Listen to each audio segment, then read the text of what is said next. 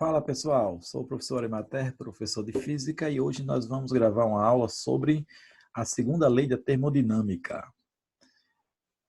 A segunda lei da termodinâmica que vai relacionar com a questão das máquinas térmicas, um pouquinho mais de conservação de energia que nós vimos lá na primeira lei da termodinâmica. Muito bem, aí estamos com a tela da segunda lei da termodinâmica, né?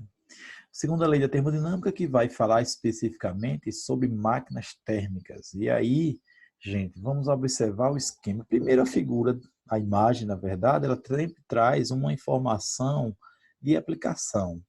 E aí, quando fala das leis da termodinâmica, a gente lembra imediatamente a questão das máquinas movidas a vapor e hoje mais moderna, a questão da combustão. Então, vamos analisar o seguinte, numa estrutura esquemática, vamos analisar que essa esfera aqui em azul representasse uma máquina. E para ela funcionar, ela precisa retirar uma quantidade de energia de algum local. Essa quantidade de energia ela vai receber de onde? Da fonte quente, calor. Então, a gente vai representar por Q1 ou QQ, como queiram, tá certo? O que achar melhor. Quantidade de calor é toda a energia que é fornecida ao sistema. Sistema, máquina. Essa máquina, ao receber essa quantidade de energia, ela vai fazer o seguinte: uma parte dela vai ser usada para realizar trabalho, ou seja, fazê-la funcionar, andar, enfim, aquecer, assim por diante. E uma parte vai ser rejeitada, ou seja, jogada num ambiente em que não vai ser útil, no caso, fonte fria, certo? Repetindo, uma quantidade de energia entra no sistema, dessa quantidade de energia, uma parte é usada efetivamente, no caso é o trabalho, tem um rendimento, e uma outra parte ela é rejeitada para a fonte fria. A gente pode equacionar da seguinte forma: a gente dizer que esse trabalho aqui, ou seja, o quanto de energia ela utilizou de verdade, é igual à quantidade de energia, toda a energia que chegou, menos a quantidade que foi desperdiçada ou jogada na fonte fria, tá certo? Rejeitada para a fonte fria. Então, equacionando o trabalho é igual a quem? A Q, que seja calor da fonte quente, tá certo? Que é o Q1 também, menos o QF ou Q2, que é a quantidade de calor da fonte fria. Tá bom? O que a gente já sabe de rendimento desde a mecânica? A gente sabe que rendimento é a relação do que foi utilizado dividido, é a razão entre o que foi utilizado e o que foi fornecido. Nesse caso, a gente está colocando aqui que o rendimento é o quê? O trabalho, que é a energia que foi utilizada, dividida pela quantidade de energia que foi fornecida, que é da fonte quente, certo? Agora vejamos o seguinte, vejamos a seguinte situação. Quem é o trabalho? O trabalho, a gente acabou de ver que esse trabalho é a quantidade de calor da fonte quente menos a quantidade de calor da fonte fria, dividido pela quantidade de calor da fonte quente. Está aqui equacionado já. Muito bem. Isso aqui é o mesmo que dizer quantidade de calor da fonte quente dividido pela quantidade de calor da fonte quente menos a quantidade de calor da fonte fria dividido pela quantidade de calor da fonte quente. De forma que isso aqui, que sobre que vai dar que 1 menos essa outra parte da equação. Aqui nós temos o rendimento. Lembrar que o rendimento é adimensional e você vai multiplicar, vai aparecer um decimal aqui, você vai multiplicar por menos, ou melhor, por 100 para dar em termos percentuais, certo? Então, esse é o rendimento de uma máquina térmica. Até onde uma máquina térmica alcança? Ela alcança um rendimento mediante a situação 1 menos QF menos QQ. Então, veja essa equação, o seguinte, se essa diferença aqui for pequena entre fonte fria e fonte quente, eu vou ter um rendimento tendendo para quanto? Se essa diferença aqui for, se não houvesse diferença, vamos pensar assim, se a quantidade de calor da fonte fria fosse igual à quantidade de calor da fonte quente, isso aqui dava 1, essa razão aqui dava 1. 1 menos 1, 0. Então, a gente já sabe que para otimizar, ou seja, para que nós tenhamos um maior rendimento, o que tem que acontecer? Tem que haver uma grande diferença entre a fonte quente e a fonte fria. Tá certo? Havendo essa diferença grande, você vai ter o quê? Você vai ter um decimal pequenininho e um menos. Imaginar que fosse 0,1. Aí vai dar o quê? 1 menos 0,1, 99. Então, daria um rendimento de 99%. Tá bom? Gente, a engenharia como um todo, as ciências e a engenharia juntas, elas tentam sempre otimizar a questão dos rendimentos.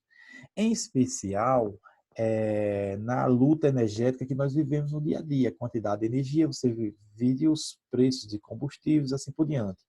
Então, a ideia é otimizar, sempre teve essa preocupação, ou seja, que tenhamos máquinas funcionando o melhor rendimento possível.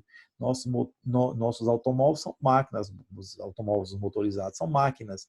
O ideal é que ela otimize o melhor possível, é redundante dizer que otimizar é melhor, mas enfim, é bom reforçar, necessário para reforçar que a ideia é que tenhamos um melhor rendimento com o menor custo possível, certo? E aí a engenharia luta e reluta diariamente para tentar melhorar. Para você ter uma ideia, o rendimento dos motores, desses carros que nós usamos no dia a dia, esses carros populares que a gente encontra na rua, é em torno de 20 a 25%. Isso, vou colocar 20%. Isso quer dizer que todo o combustível que você coloca no carro, apenas 20% serve efetivamente para o carro andar e 80% é desperdiçado ou gasto de uma outra forma. Então, a ideia é melhorar esse rendimento. E essa preocupação sempre existiu, né? Tanto que um engenheiro, Carnot, ele equacionou uma situação idealizada, qual seria o melhor rendimento possível. Para isso, ele usou um conjunto, no gráfico aqui, um conjunto de transformações, tá certo? Transformações gasosas, que poderia estar ocorrendo no interior de uma máquina térmica, onde essas transformações, algumas delas ele considerou idealizada, processo reversível, que poderia voltar para a situação inicial sem gasto de energia. É uma situação idealizada, ou seja, idealizando até onde nós podemos chegar. É isso que era a proposição dele. E aí a proposição é o seguinte, olhando para esse gráfico aqui, você tem várias transformações. Vamos começar de A para B. De A para B, você tem o que? Um aumento de volume. Então, você tem uma expansão. Vou chamar isso de expansão isotérmica. Na expansão isotérmica, lembrar que o sistema na transformação isotérmica, a temperatura se permanece constante. Logo, pensando em termos da primeira lei da termodinâmica, se a temperatura permanece constante, você não tem uma variação de energia interna, tá certo? O sistema recebe calor da fonte quente, tá bom? Sem variar a energia interna.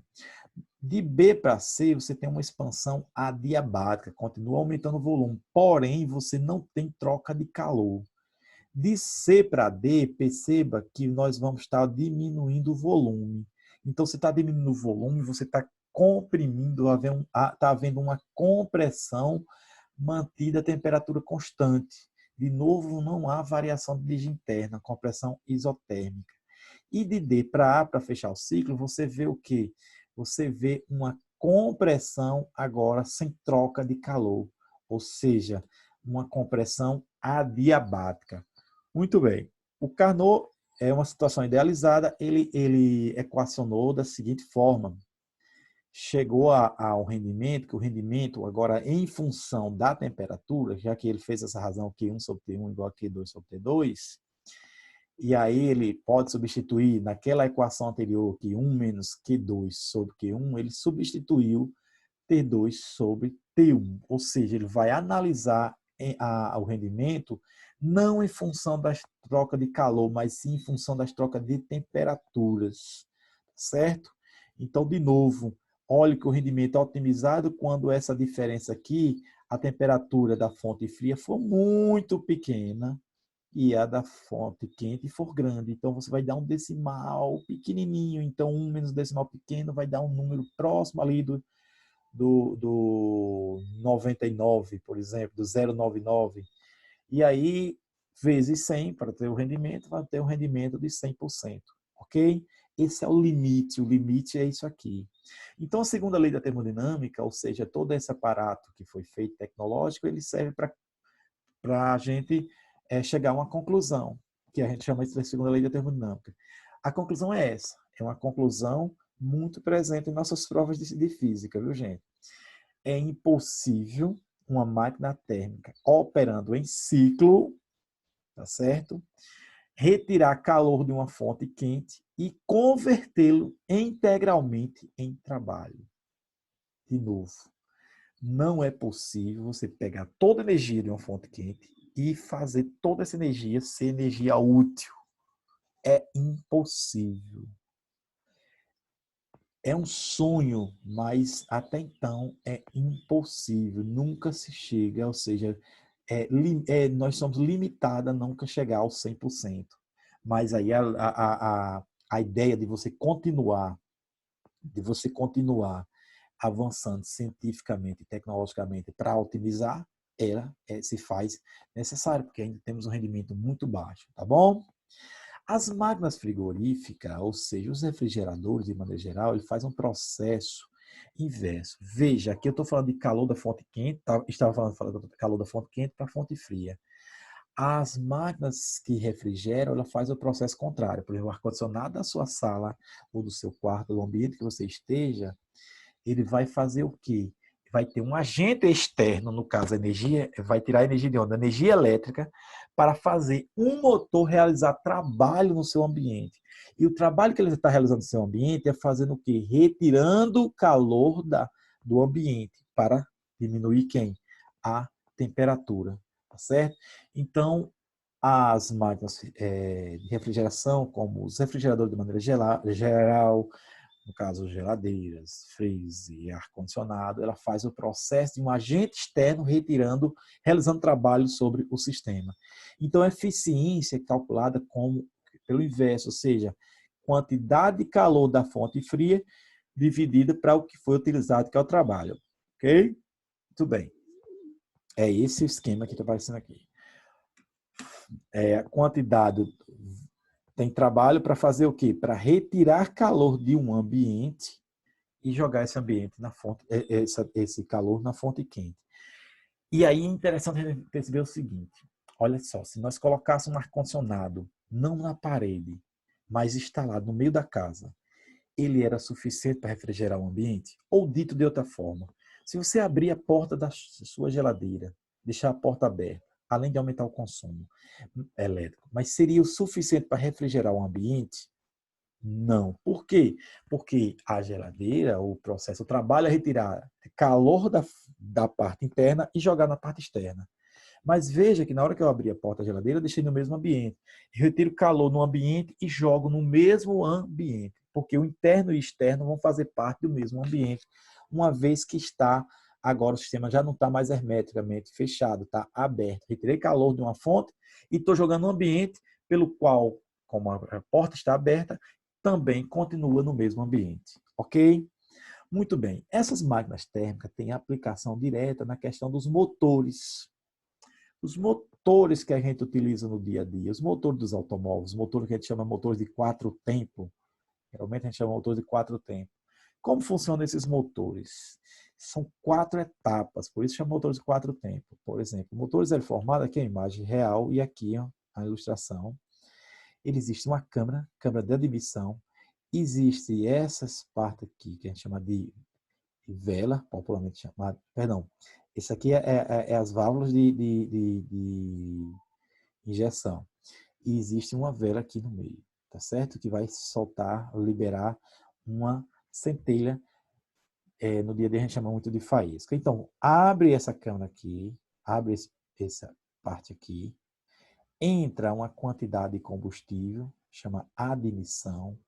Essa quantidade de combustível, toda essa parte desse aqui é conectada a esse eixo aqui que a gente chama de virabrequim, que por inércia ele tem dado giro, fazendo 180 graus, ele está subindo nesse momento.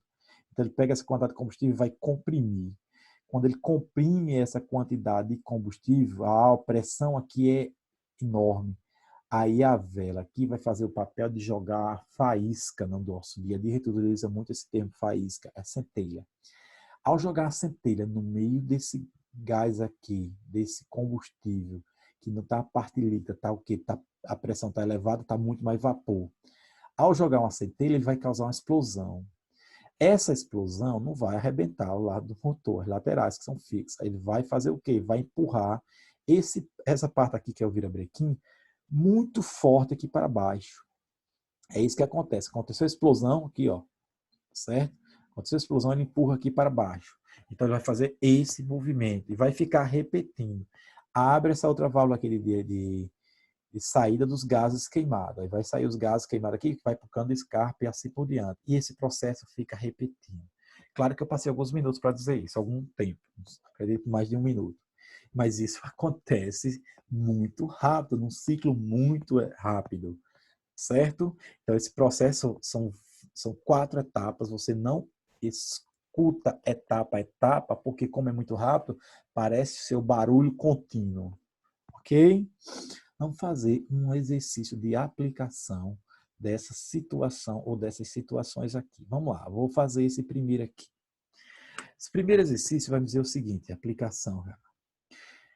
A eficiência de uma máquina de Carnot, que opera entre a fonte de temperatura T1 e a fonte de temperatura T2, quente e fria, é dada pela expressão, a eficiência, o rendimento, que T1 e T2 são medidas na escala absoluta em Kelvin. Suponha que você disponha de uma máquina dessas que uma eficiência de 30%. Eu vou fazer da forma tradicional, usar o rendimento assim, tá certo? Eficiência em função do rendimento. 30%, ou seja, 0, é 30 dividido para 100, 0,3. Esse é o rendimento. Se você dobrar a temperatura da fonte quente, olha, aqui você tem o quê? Você tem o T1 e tem o T2. Aí ele vai dar uma condição agora. Se você dobrar o valor da temperatura da fonte quente, T1, ó, dobrar o valor da temperatura da fonte quente, então T1 agora vai ser 2 vezes, vou chamar T1', vai ser 2 vezes T1. A eficiência da máquina passará a ser igual a quanto? Muito bem. A primeira coisa que eu preciso saber é que, para eu descobrir essa nova eficiência, que aquele deu uma eficiência, eu tenho que descobrir essa razão. Vamos aplicar. Rendimento é 1 menos T2 sobre T1. Rendimento foi de 30%. 1 T2 sobre T1. Passando para o outro lado aqui, equacionando isso, você tem, vamos chegar a T2 sobre T1, T2 sobre T1, igual a quanto, gente? A 1 menos 0,3. 0,7. Ótimo. Vamos agora aplicar no novo rendimento. O novo rendimento vai ser quem? 1 menos T2 sobre T1. Agora, lembrar que esse T2 sobre T1 aconteceu uma situação onde esse T1 foi dobrado. Ó, 2. Então, eu posso escrever que esse rendimento é igual a 1 menos 1 meio de T1 sobre T2. Ora, mas T2 sobre T1, perdão. Ora, mas T2 sobre T1 vale quanto? 0,7. Portanto, esse rendimento, 0,7 para 2, 1 menos isso. Vou ter o quê? 0,65. 0,65, que equivale a quanto? 65%. Esse é o nosso rendimento. Ok? Vamos fazer mais uma aplicação dessas. Olha só. A questão vai me dizer o seguinte. Uma máquina térmica funciona realizando o ciclo de Carnot. Em cada ciclo, o trabalho útil fornecido pela máquina é 2.000 joules. Opa, trabalho. Energia útil, 2.000 joules. As temperaturas das fontes térmicas são 227 graus Celsius. Opa, tem 27 antes aqui, menino.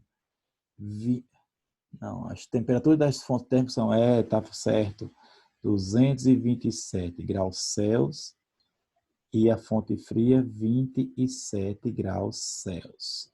Lembrando que essas temperaturas têm que estar na escala Kelvin.